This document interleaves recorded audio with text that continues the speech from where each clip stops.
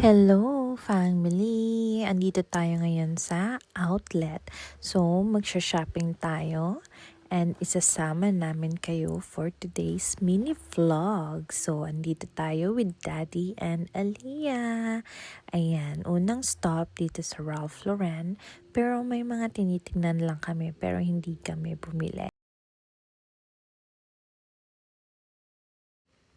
So, naka-discount tayo ngayon dito sa shoes section ng Nike shop.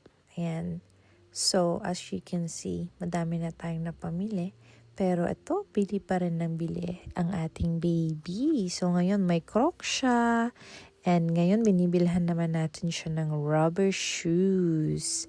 Ayan. So, na-enjoy naman ni Aliyah ang ating day out at shopping. So, ayan, no, tingnan nyo si Daddy. This time, siya naman daw ang titingin-tingin. And gusto din niyang bilhan si Aliyah ng ball.